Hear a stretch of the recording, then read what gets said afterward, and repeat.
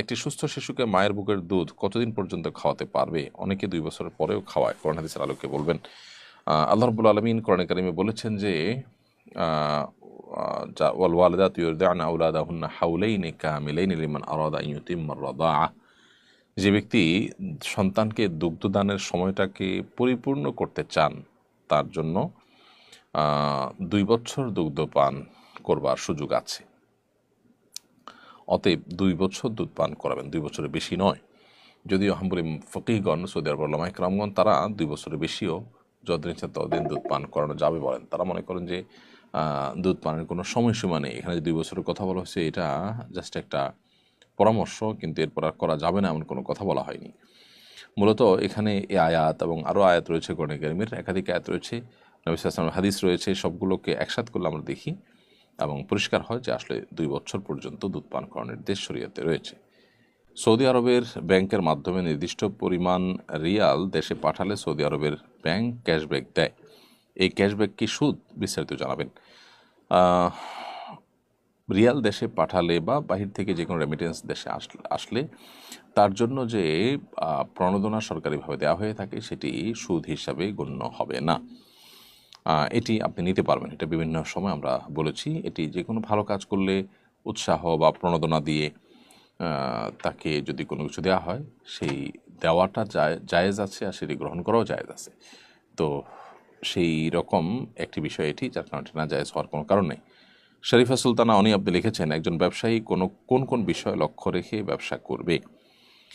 বোন শরীফা, যে ব্যবসায়ী তিনি আল্লাহ তাআলাকে ভয় করে মুসলিম হিসাবে হালাল উপায়ে ব্যবসা করতে চান, যে ব্যবসার মাধ্যমে তিনি কিয়ামতের ময়দানে কিয়ামতের ভয়াবহ দিনে তিনি নবীদের সাথে, সিদ্দিকদের সাথে, ওলিদের সাথে, নেককারদের সাথে হাসর হোক সেটা চান, তাকে যে কাজটি করতে হবে তা হলো আমানতদারিতার সাথে, সততার সাথে ব্যবসা করতে হবে, সত্যবাদের সাথে ব্যবসা করতে হবে। মিথ্যা বা প্রতারণার আশ্রয় তিনি নিতে পারবেন না। কোনোভাবে ঠকানো, ওজনে কম দেওয়া, মাপে কম দেওয়া, এরকম কোনো বিষয় তার ব্যবসায় থাকতে পারবে না। এগুলো লক্ষ্য করে তিনি করবেন এবং হালাল পণ্য বিক্রি করবেন, হালালভাবে করবেন। এক কথায় ব্যবসায় হালাল মেনটেন করে চলবেন, নবী সাল্লাল্লাহু আলাইহি ওয়াসাল্লাম সুন্নাহ মেনটেন করে চলবেন। যদি সেটি করতে পারেন, তাহলে ইনশাআল্লাহ বিদিনিল্লাহ সেই ব্যবসাটা তার জন্য নেক আমল হিসেবে গণ্য হতে পারে। গতকাল আপনি অন্য ধর্মীয় নেতাদের সঙ্গে, প্রধান উপদেষ্টার সঙ্গে সাক্ষাৎ করেছেন। সেখানে আপনি সরকারকে কী পরামর্শ দিয়েছেন? এই বিষয়গুলো আমরা ইতিমধ্যে বলেছি বিভিন্ন জায়গায়। সেখানে আমরা সরকারকে মূলত পরামর্শ দিয়েছি যে আমাদের দেশের যারা অন্যান্য ধর্মাবলম্বীরা আছেন, তাদের মধ্যে যে অহেতুক ভয় রয়েছে, সেটি দূর করার জন্য মুসলমানদের সাথে তাদের, অর্থাৎ ধর্মীয় নেতাদের পারস্পরিক আলাপ আলোচনা বাড়ানো, তাদের সাথে উঠা বসা বাড়ানো এবং তাদের মধ্যে ডায়ালগ বাড়ানোর উদ্যোগ নেওয়া। এর মাধ্যমে তাদের মধ্যকার যে ভীতি আছে, সেই ভীতিটা কিছুটা হলেও কাটিয়ে তারা উঠতে পারবেন, সেটা দূর করতে পারবেন বলে আমরা মনে করি। আর এর পাশাপাশি তারা অর্থাৎ অন্য ধর্মাবলম্বীরা, তারা যেন অন্যদের ফাঁদে পা না দেন। বিভিন্ন লোকজন দেশের বাহির থেকে, দেশের ভেতর থেকে তাদেরকে উস্কে দেওয়া, তাদেরকে অহেতুক ভয় সৃষ্টি করা, ত্রাসের সৃষ্টি করার যে চেষ্টা করছেন, সেগুলোতে তারা যেন সজাগ থাকেন, সতর্ক থাকেন, সেগুলো যেন তাদেরকে স্পর্শ করতে না পারে, সেজন্য নানাবিধ ব্যবস্থা নেওয়ার জন্য আমরা পরামর্শ দিয়েছি। এক একজন এক পরামর্শ দিয়েছেন। কেউ পরামর্শ দিয়েছেন যে দেশের বাইরে, অর্থাৎ ভারতে, আমাদের পার্শ্ববর্তী দেশে যে সংখ্যালঘু নির্যাতন হচ্ছে, সেগুলো নিয়ে আমাদের কথা বলা দরকার সরকারিভাবে। আমরা সেগুলো নিয়ে যদি কথা বলতাম, তাহলে আজকে তারা আমাদেরকে নিয়ে কথা বলার সুযোগ পেত না। আমরা যেহেতু কথা বলছি না, এর জন্য তারা আমাদের উপরে চেপে বসছে। মোহাম্মদ আশিক মণ্ডল আপনি লিখেছেন, পাক এবং নাপাক কাপড় একসাথে ধৌত করলে কি পাক কাপড়ও 3বার ধৌত করতে হবে? পবিত্র এবং অপবিত্র কাপড় একসাথে যদি ধোয়া হয়, আর ধোয়ার ক্ষেত্রে যদি অপবিত্র কাপড় ধোয়ার যে পদ্ধতি, সেটা পবিত্র কাপড়ও একসাথে ধোয়ার সময় সে পদ্ধতিতে মেনটেন করা হয়, আপনি 3বার ধুইলেন এবং ভালো করে নিংড়ে নিলেন প্রত্যেকবার, তাহলে সেক্ষেত্রে পাক এবং নাপাক কাপড় উভয়টাই কিন্তু পবিত্র হয়ে যাবে। আব্দুল্লাহ কাইয়ুম আপনি লিখেছেন, আমি দেশের বাহিরে থাকি, আমার পরিবারের কেউ মারা গেলে আমার করণীয় কি? আমার দেশে ফিরতে ফিরতে অনেক সময় লেগে যাবে, এতক্ষণ কি মৃত মানুষকে কবর না দিয়ে রাখা ঠিক হবে? না, মৃত মানুষকে দ্রুততার সাথে কবর দিয়ে ফেলা উচিত। দেরিতে করে কবর দেওয়া বা লাশ কোনো যৌক্তিক কারণ ছাড়া রেখে দেওয়া, এর দৃষ্টিকোণ থেকে প্রশংসনীয় কোনো কাজ নয়। আপনি আসার পর কবর জিয়ারত করবেন এবং আপনি তার জন্য দোয়া করবেন, বাস এটুকুই যথেষ্ট। কিন্তু দিনকে দিন ফ্রিজে ফেলে রাখা, আহ, বিদেশ থেকে লোক আসবে সেজন্য একেবারেই অনুচিত কাজ। নবী করিম সাল্লাল্লাহু আলাইহি ওয়াসাল্লাম একটি হাদিস রয়েছে, কোনো মানুষ মারা যাওয়ার পর দ্রুততার সাথে তাকে দাফন করে ফেলো, কারণ লোকটা যদি নেককার হয় তাহলে তার জান্নাত থেকে তাকে এতটুকু সময় দূরে রাখা তার প্রতি অবিচার। আর যদি আল্লাহ না করুক তিনি বদকার হন, তাহলে তাকে দ্রুততার সাথে দাফন করে পৃথিবীবাসীকে তার অভিশাপ থেকে, তার ক্ষতি থেকে, অনিষ্ট থেকে মুক্ত করা দরকার। সেজন্য দ্রুততার সাথে দাফন উভয় অবস্থাতে করা হলো নির্দেশিত। সো বিদেশে থাকলে তাদের জন্য দীর্ঘ সময় পর্যন্ত বা দীর্ঘদিন পর্যন্ত লাশ রেখে তাদের জন্য অপেক্ষা করা উচিত নয়। এগুলোতে আমাদের আবেগ, আমাদের যে আপনার বিভিন্ন রকমের জজবা আছে, সেগুলো আসলে হয়, পূরণ হয়।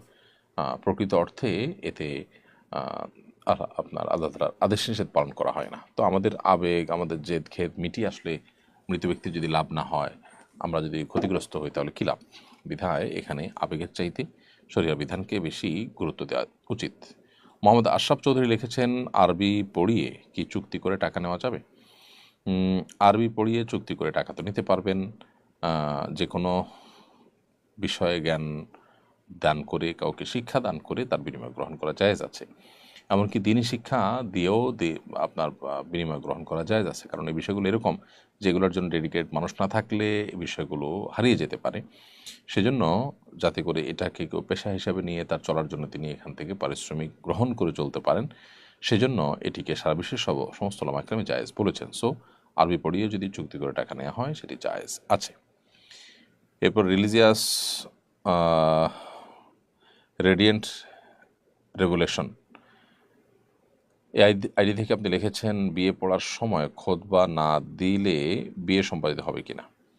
বিয়ে সম্পাদিত হয়ে যাবে। খুতবা দেওয়াটা বিয়ের জন্য ফরজ নয়, সুন্নাহ। খুতবা ছাড়া যদি বিয়ে হয়ে যায়, অর্থাৎ উভয় পক্ষের প্রস্তাব এবং সম্মতি থাকে, দুজন সাক্ষী থাকে, মহার্ধার্য হলো, বিয়ে কিন্তু হয়ে যাবে। এমনি সেলিম রাজা লিখেছেন, কিস্তিতে গাড়ি কেনার বিধান কি? কিস্তিতে গাড়ি কেনা জায়েজ আছে, এবং কিস্তিতে কেনাবেচার কারণে যদি দাম কিছুটা বেশি ধরা হয় সাধারণ দামের চাইতে, সেটাও না জায়েজ নয়।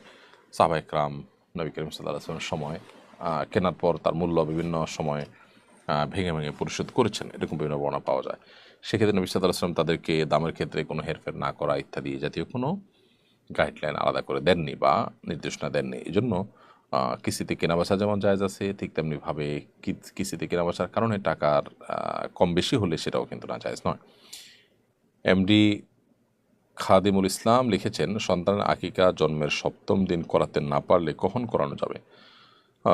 সন্তানের আকিকা যদি জন্মের 7ম দিন করতে না পারেন, তাহলে 14তম কিংবা 21তম দিনে করতে পারেন, সেটিও কিন্তু সুন্নাহ। সেটিও হাদিস দ্বারা সাব্যস্ত আছে। যদি কোনো কারণে সেটাও করতে না পারেন, তাহলে তারপরে করলেও আদায় হয়ে যাবে, কিন্তু সুন্নাহ ডেটগুলোতে করলে আপনি বিশেষভাবে বেনিফিটেড হবেন এবং সওয়াব এর ভাগিদার হবেন। সজীব ইসলাম জয় লিখেছেন, অজু ছাড়া দুরুদ পাঠ করা যাবে কিনা? হ্যাঁ, অজু ছাড়া দুরুদ পাঠ করতে পারবেন। দুরুদ পাঠের জন্য অজু থাকা শর্ত নয়, তবে হ্যাঁ, পবিত্র অবস্থায় থাকতে পারলে সেটা অবশ্যই ভালো সবসময়।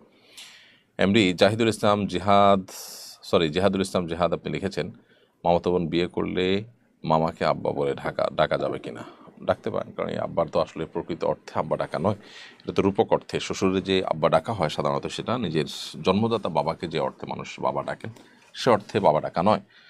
যার কারণে এখানে তাকে, অর্থাৎ শ্বশুরকে বাবা ডাকলে না জায়েজ কিংবা গুনাহ হবে না। কোরআনে যে নিজের বাবা ছাড়ানো কাউকে বাবা ডাকতে বা কারোর সাথে সম্বন্ধ করতে নিষেধ করা হয়েছে, এটা তার আওতায় পড়বে না।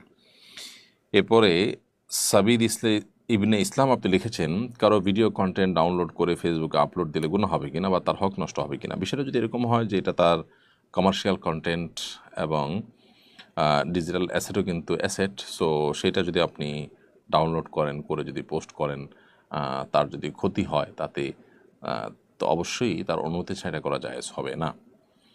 আর যদি ব্যাপারটা সেরকম না থাকে, জাস্ট একটা সাধারণ কন্টেন্ট যেটাতে তার কমার্শিয়াল কোনো ইন্টেনশন নাই এবং সাধারণত অন্যদের ডাউনলোড করার পারমিশনও দেওয়া থাকে, তো এগুলো করতে অসুবিধা নেই যদি সেরকম হয়। মুজিবুল্লাহ আপনি লিখেছেন, চোরা মার্কেট থেকে মোবাইল কেনা জায়েজ হবে কি না? না, চোরা মার্কেট থেকে মোবাইল কেনা জায়েজ হবে না, কারণ চোরা মার্কেট থেকে মোবাইল কেনা মানে হলো চোরদের চুরির কাজে সহযোগিতা করা। আপনি জানেন এই জিনিসটা আরেকজনের থেকে সে ছিনতাই করে কিংবা চুরি করে এনেছে, আপনি সেই জিনিসটা কেনা মানে হলো ওই চোরকে এক ধরনের প্রত্যক্ষ মদত করা, যেটি গুনাহের কারণ হবে।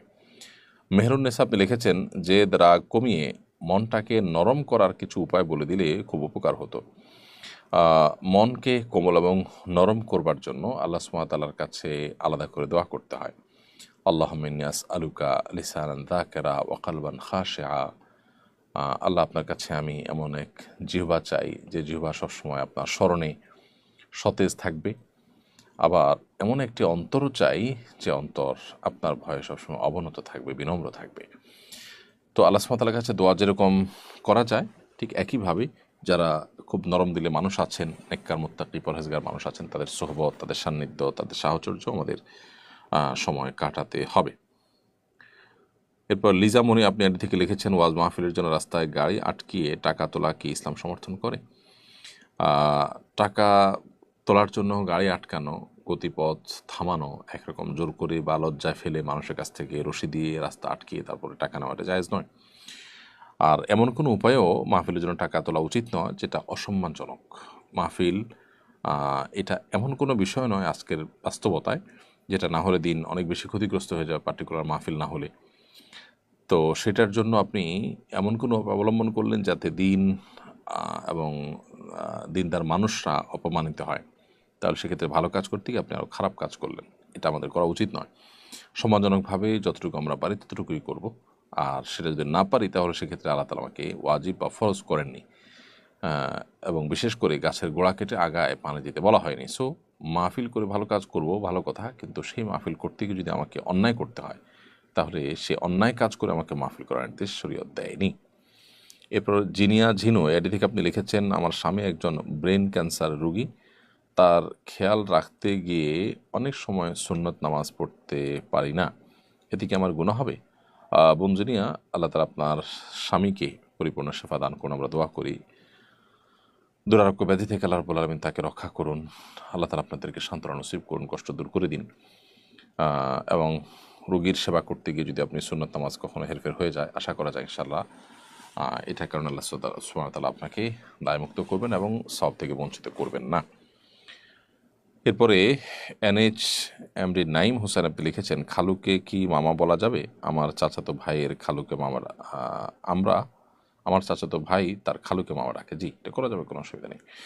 আয়েশা সিদ্দিকা লিখেছেন,